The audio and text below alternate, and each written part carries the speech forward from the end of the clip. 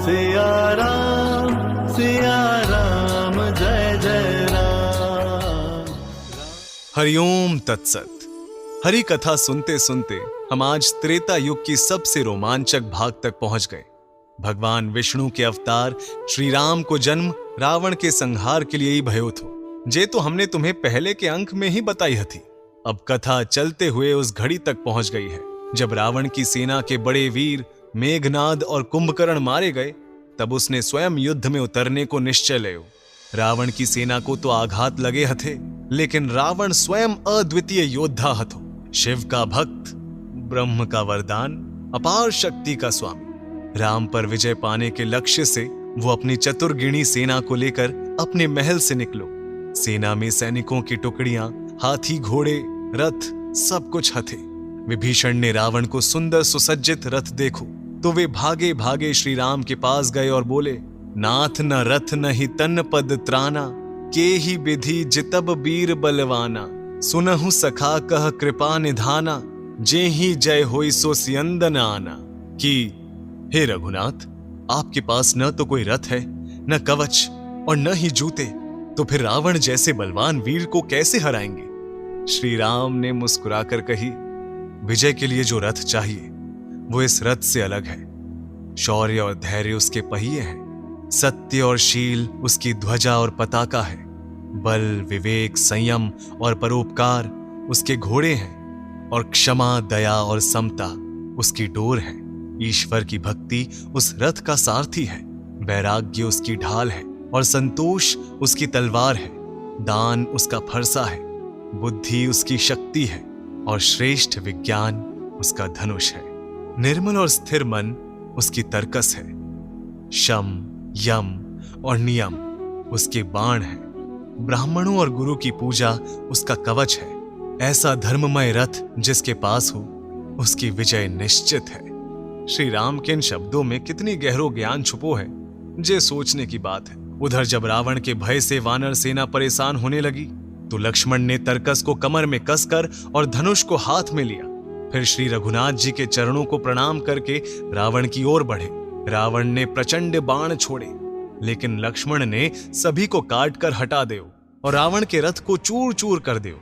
उन्होंने 100 बाणों से रावण का हृदय भेद दिया, जिससे रावण पृथ्वी पर गिर पड़ा।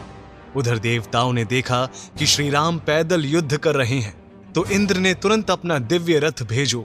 रथ का सारथी मातली उसे लेकर आया। श्री राम उस अनुपम रथ पर चढ़े, जिसमें 4 तेज और सुंदर घोड़े जुड़े थे। तब तक रावण नए रथ पर लौट आयो और अब उसने माया का सहारा लियो। रावण की माया से लक्ष्मण और वानर भ्रमित हो गए और उन्हें बहुत से श्री राम नजर आने लगे। भगवान श्री राम ने अपने एक ही बाण से उस माया को समाप्त कर दिया, पर चूंकि अब असली शत्रु सामने हथो, तो अब वे और वानरों के प्राण नहीं गंवाना चाहते थे। तो श्री राम ने सभी से कहा, तुम सभी थक चुके हो, अब मेरे और रावण के द्वंद्व युद्ध को देखो। श्री राम ने गहरा ध्यान करके अपने रथ को चलाया। यह देखकर रावण भी गरजता हुआ श्री राम की ओर बढ़ा। रावण ने कही, जो योद्धा तुमने अब तक मारे हैं वे मेरे जैसा नहीं है। मैं रावण हूं और मेरा नाम पूरी दुनिया में जाना जाता है। मेरे राज्य के कारावास में देवता तक बंद हो चुके हैं। तुमने खर, दूषण और विराध को मारा है और बाली का वध भी किया है। आज मैं उन सब का बदला लूंगा और तुम्हें काल के हवाले कर दूंगा। फिर रावण ने क्रोधित होकर हजारों बाण छोड़े, जो आकाश और पृथ्वी पर छा गए, लेकिन श्री राम ने अग्नि बाण से सभी बाणों को भस्म कर दिया। फिर रावण ने करोड़ों चक्र और त्रिशूल फेंके, लेकिन श्री राम ने उन्हें भी आराम से काट दिया। इस तरह से बड़ी देर तक दोनों के बीच युद्ध चलतो रहो। श्री राम रावण के हर वार को काट रहे थे और उस पर हमला भी कर रहे थे, लेकिन उसके कटे हुए सर फिर से उग जाते और वो घायल होकर भी कुछ ही क्षणों में ठीक हो जाता।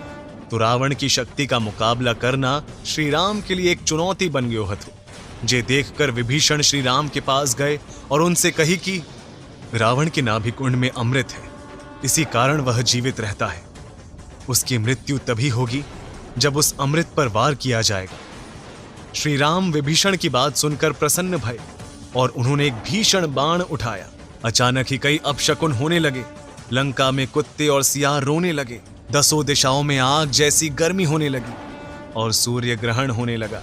मंदोदरी का हृदय कांपने लगा और देवता भी जरा भयभीत हो गए। श्री राम ने धनुष को कानों तक खींचकर ध्यान लगाकर एक साथ 31 बाण छोड़े और उनकी शक्ति से ये बाण सीधा रावण के नाभि कुंड में जाकर लगे। बाणों की चोटों ने रावण के नाभि में स्थित अमृत के कुंड को एक बाण ने सुखा दे, वहीं दूसरे बाण ने उसके सिरों को काट डालो। कुछ बाण उसकी भुजाओं को ले उड़े, जिससे रावण का धड़ युद्ध भूमि में तेजी से दौड़ने लगा। रावण के शरीर के भारी वजन से पृथ्वी भी कांपने लगी और वो एक तेज गर्जन के साथ धरती पे गिर गए और एक हलचल मच गई। समुद्र, नदियां और यहाँ तक कि आकाश भी प्रभावित हो गए।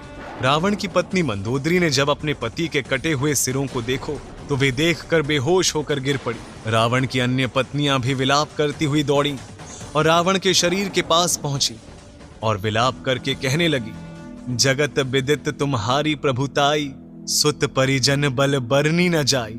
राम विमुख असहाल तुम्हारा, रहा न कोई कुल रोव निहारा। हे रावण, वैसे तो तुम्हारी अथाह शक्ति का वर्णन ही नहीं हो सकता था, लेकिन श्री रामचंद्र जी के विमुख होने से तुम्हारी ऐसी दुर्दशा हुई है कि आज कुल में कोई रोने वाला भी ना रह गया। अपने परिवारजनों को विलाप करते देख विभीषण की आंखों में भी आंसू आए गए। तब लक्ष्मण ने उन्हें संभालो। श्री राम के कहने पर विभीषण ने रावण की अंत्येष्टि क्रिया करी और फिर रघुनाथ ने उनका राज्याभिषेक करो और लंका का राज्य उन्हें सौंप दो। इसके बाद श्री राम ने लक्ष्मण, सुग्रीव, अंगद और अन्य वानरों को सीता को राम जी की विजय और विभीषण के राज तिलक की सूचना दी। यह सुनकर सीता बहुत खुश हुई। वे सभी सीता मैया को आदर सहित श्री राम के पास ले आए और प्रभु राम और सीता जी एक बार फिर एक दूसरे के संग हो गए। वनवास की अवधि समाप्त हो रही थी तो सभी प्रसन्न होकर पुष्पक विमान में अयोध्या लौटे, जहां अयोध्या वासियों ने दीपावली जैसी सजावट और प्रेम पूर्वक उनका स्वागत किया। भरत, शत्रुघ्न, सभी रानियां उन्हें देखकर फूली नहीं समा रही थी। राम जी ने अपना सिंहासन पुनः प्राप्त करो और उनका राज्यकाल राम राज्य के नाम से सारे संसार में जानो गयो। श्री राम को राम राज्य कई बरसों तक चलो और फिर जब भगवान ने अपनी सारी लीला समाप्त कर ली तो उनके स्वर्गारोहण का समय आ गयो। श्री राम सरयू नदी में जाकर जल में समाधि मग्न हो गए और बैकुंठ चले गए। अब ऐसो कहो जात है कि यहां से त्रेता युग के अंत की शुरुआत भई। धीरे धीरे अधर्म बढ़ने लगो और नैतिकता को स्तर गिरने लगा। युग समापन के कछु और संकेत भी मिले, जैसे सूखा, बाढ़, भूकंप और अकाल।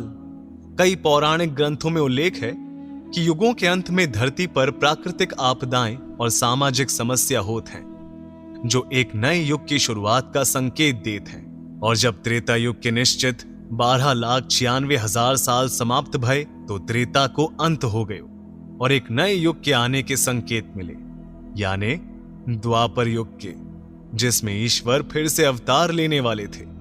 तो ये थी कथा त्रेता युग की। वामन अवतार से शुरू होकर श्री राम के समस्त जीवन लीला की त्रेता युग की कथा हमें सिखाती है कि ईश्वर सदा अपने भक्तों की रक्षा के लिए आते हैं, फिर चाहे उन्हें खुद ही कितनी विषम परिस्थितियों से गुजरना पड़े। त्रेता युग की कथाओं से हमें भक्ति, मित्रता, प्रेम, सद्भाव, हिम्मत सभी की शिक्षा मिलती है। तो जब भी जीवन में कोई परेशानी होए तो इन कथाओं को याद कर लेना।